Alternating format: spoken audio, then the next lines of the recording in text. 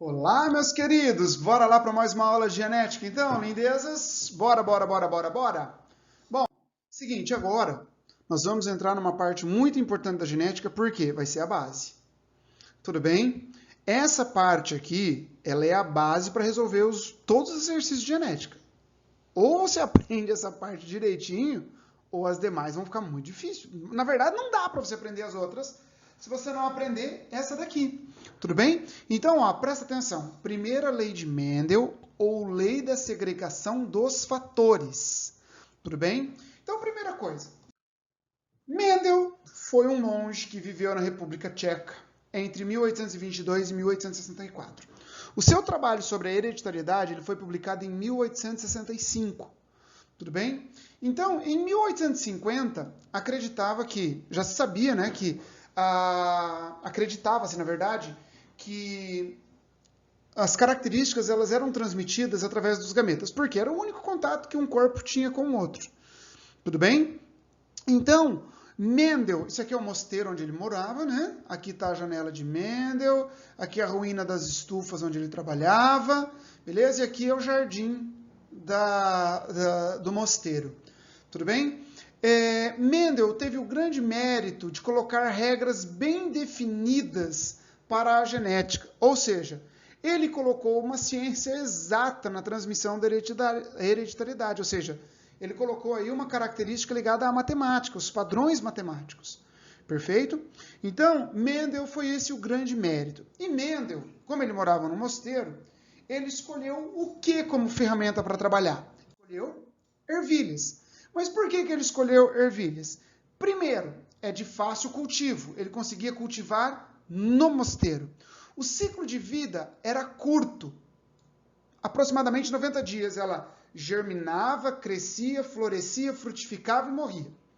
Beleza? Então, um ciclo de vida curtíssimo. Como que alguém vai estudar hereditariedade se ele for estudar com uma espécie que por exemplo, leva 10 anos para fechar o ciclo de vida, ou ainda que frutifica em 2 ou 3 anos, né? Então é demorado. Então, ciclo de vida curto, tá? Elas realizam autofecundação, assim como elas realizavam autofecundação, essa planta ela tem uma flor muito legal, que é uma flor classificada como cleistogâmica. Por exemplo, aqui está as sépalas e as pétalas, beleza? E aqui no meio da onde estaria as sépalas e as pétalas aqui estão os estames e o pistilo. Perfeito? Aí, ela só vai abrir as suas peças florais depois que ocorrer a fecundação, ou seja, ela tem uma preferência pela autofecundação. E assim, tem uma baixa variabilidade nas suas características, beleza? Uma baixa variabilidade. Aí, as características dessa ervilha, ela tem várias características, mas são fáceis de identificar, como vocês verão no próximo slide, beleza? E elas têm um alto índice de fertilidade, ou seja, produzir uma grande quantidade de sementes. Então, em relação às características, por exemplo, olha só, elas tinham, aqui já está a característica dominante recessiva, mas isso a gente vai ver com o decorrer, tá? Quanto à forma da semente, isso aqui cai bastante, pode ser lisa, pode ser rugosa. Quanto à cor, amarela ou verde, não é possível que o cara não vai saber diferenciar verde do amarelo, né? Beleza? Aqui, quanto à casquinha da semente, cinza ou branca. A forma do fruto, inflada ou comprimida. Cor da vagem, verde ou amarela. Posição das flores, se ela é axilar ou é terminal. E ainda, se a planta é alta ou anã. Então, essas são as características da planta da ervilha. Então, ele trabalhou com todas essas características, beleza? Ele realizou experimentos com todas essas características, tá? E ele, então, realizou experimentos para ver como que essas características eram transmitidas aos seus descendentes, tá bom? Mas como que ele fez isso? Como que ele fez isso, né? Bom, então é o seguinte, a primeira coisa que ele fez para realizar os experimentos foi a realização dos cruzamentos, tudo bem? E nesse cruzamento, a primeira coisa que ele fez foi obter as linhagens puras, tudo bem? Foi obter as linhagens puras. Então, nós temos aqui o seguinte, olha só, Primeiro, como que era obter essas linhagens puras? A obtenção das linhagens puras era o seguinte, ele cruzava, por exemplo, ele removia, aqui está uma geração que é chamada de geração parental, perfeito? Ó, por exemplo, ele removia os estames de uma flor, tá? Ele removia os estames de uma flor, e aí pegava o grão de pólen da flor que ele queria e colocava aqui no pistilo. Lembra, o estame tem a estrutura reprodutora masculina que produz os grãos de pólen. E essa estrutura aqui é o estigma, aqui é o pistilo, né? E aqui nessa pontinha aqui, ó, está o estigma, que é a região que vai receber o grão de pólen. Perfeito? Então a primeira coisa que ele fez foi obter as linhagens puras. Por exemplo, planta que dava semente verde, ia dar só semente verde, independente do quanto que ele cruzasse. Pegava planta que dava só semente rugosa. Todas davam semente rugosa depois do cruzamento. Aquelas que davam sementes amarelas, todas davam sementes amarelas, ele cruzando ela. Então ele teve linhagens puras. E aí o que ele fez? Ele pegou essas linhagens puras e cruzou entre elas. Cruzou entre elas. Por exemplo, ele pegou uma geração de flor roxa, aqui, né, ó, joia. E aí ele pegou uma outra geração de flor branca. Aí o que ele fez? Ele pegou, dessa geração parental, ele pegou os grãos de pólen dessa espécie branca, passou para a flor roxa. Isto daqui fecundou a planta de flor roxa.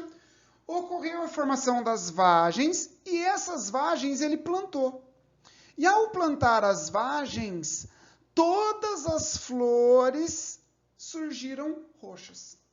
Aí a pergunta era, cadê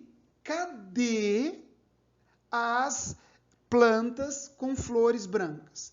Então, olha, presta atenção. Quando ele cruzou as duas puras, gerou uma outra de flor roxa. Aqui, no caso, flor roxa. Mas cadê as brancas? Entende? Então, aí ele pegou essas flores roxas, cruzou entre elas, beleza? E apareceram, daí novamente as cores, apareceram novamente as cores brancas, numa proporção de 3:1. O mesmo ele fez com todas as outras características. Por exemplo, ele pegou lá uma semente lisa com semente rugosa, não é? Chegou a todas com uma linhagem de semente lisa. Mesma coisa, 100%. Aí, quando eles pegavam esses híbridos, olha, presta atenção. Aí, eram as puras, geravam os híbridos. Quando cruzava os híbridos, voltavam a aparecer um dos caráteres que tinham ficado escondidos. E sempre, em todos, independente se era a cor da flor, formato da semente, cor da semente, forma do fruto, todas elas apareciam em uma proporção de 3:1. Então, quais foram as observações que ele chegou?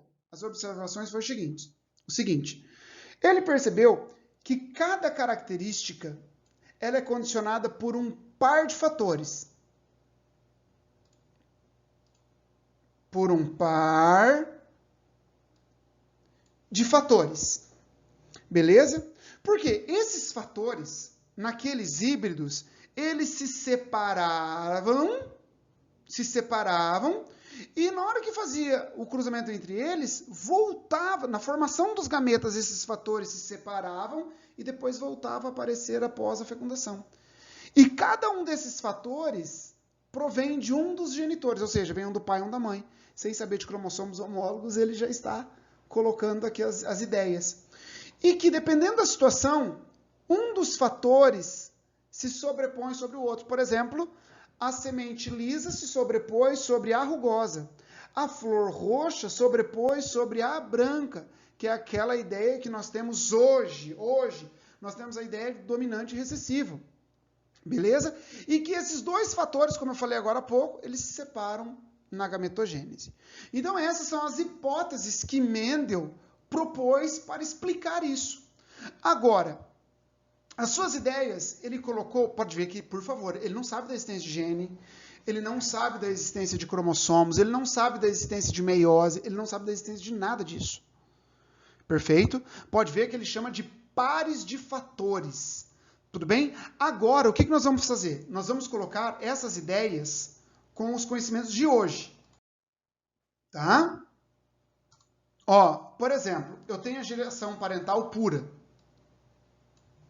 A semente lisa, ela é homozigota dominante e a rugosa, homozigota recessiva, porque eu sei que lá ela ficou escondida.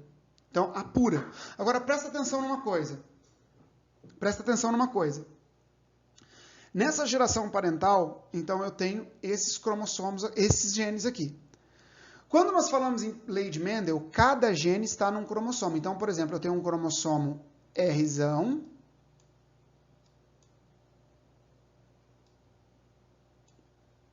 Nossa, ficou horrível. E um cromossomo... Nossa, deixa eu tentar fazer de novo. Ó, deixa eu pegar outra caneta que essa aqui está muito grossa. Ó, aqui então eu tenho... Ó, um cromossomo com o gene R e aqui um cromossomo com o gene R.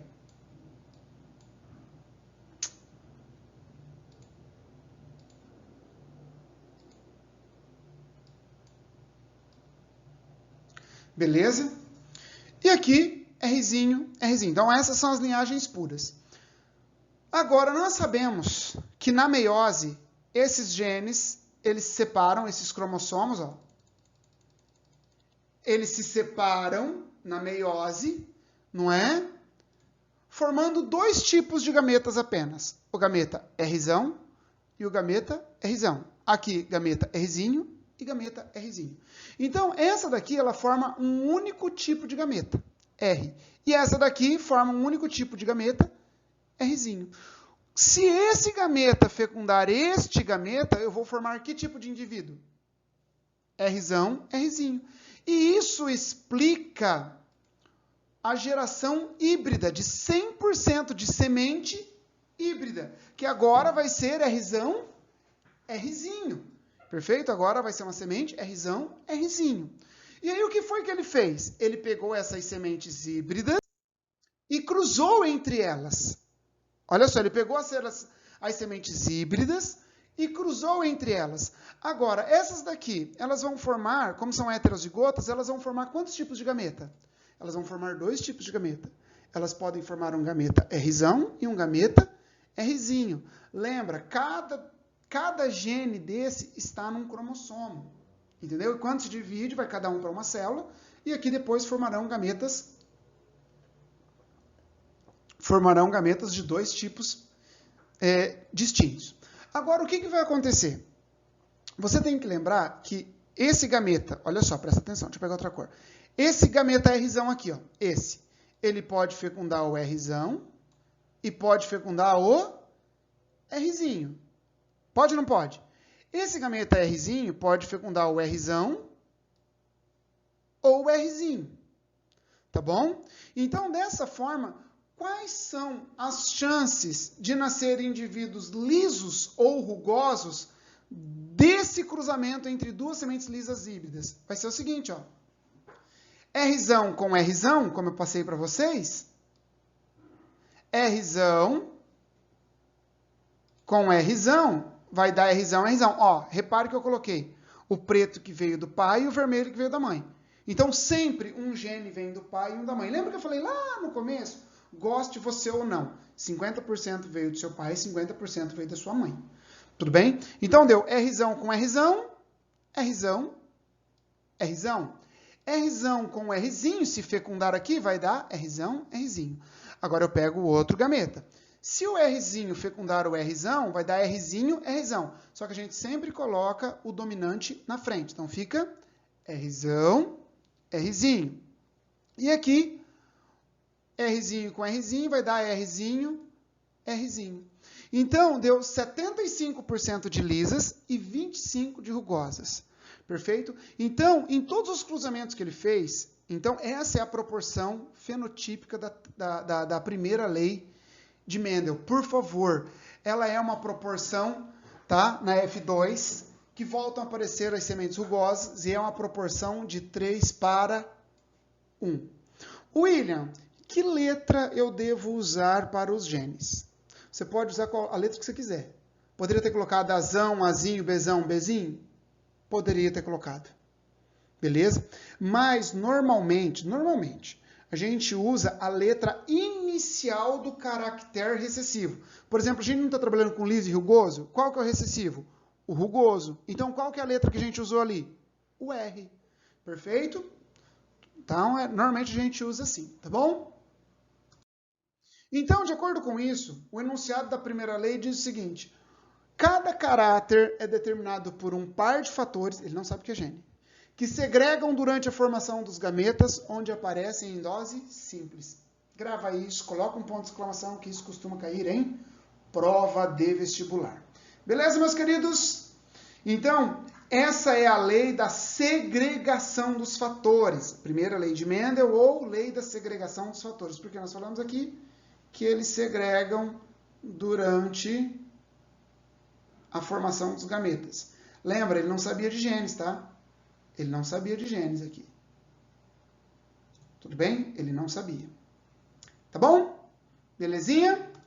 Então, assim nós fechamos essa aula de primeira lei de Mendel, tá? A partir de agora, nós teremos que fazer bastante exercício relacionado a isso. Um grande abraço e até mais, meus